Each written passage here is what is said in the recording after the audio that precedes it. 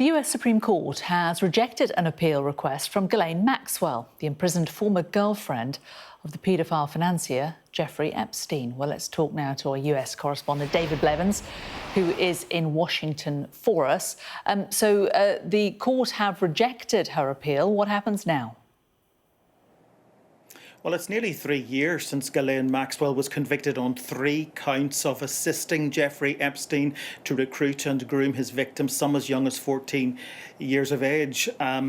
During the trial, prosecutors alleged that she had befriended these girls, been involved in transporting them to his residences, and on occasion been present when the abuse took place. Her lawyers had argued that her appeal should be heard because Jeffrey Epstein had made an agreement with prosecutors in Florida not to prosecute him or any of his potential co-conspirators, even though one of her counts was heard in New York. Now, the US Justice Department asked the Supreme Court to reject that, arguing for that agreement to apply across states would have required approval at a higher level, and they had no record of that.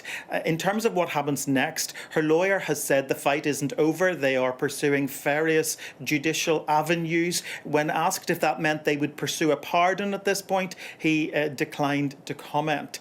I think it is worth just reminding people that this is the issue that will not go away. The Jeffrey Epstein saga has been in the news a lot in recent months, partly because Donald Trump, the presidential candidate, had pledged to release the Epstein files once elected, but once he found himself back in the White House, his Justice Department said there was nothing to see. There was no client list to be published. And then, of course, we had the birthday book, the allegation that Donald Trump had sent a hand-drawn sketch of a naked woman to Epstein on his 50th birthday, something the president strenuously denies. We had the birthday greeting from Lord Mandelson, which resulted in him being sacked as UK ambassador to the United States. And we had the Duchess of York's email apology for describing Epstein as a paedophile, something which resulted in a number of charities standing her down as their patron. But as I say, this is the issue that will not go away, and for Ghislaine Maxwell, the conviction has not gone away. Her 20-year sentence remains in place.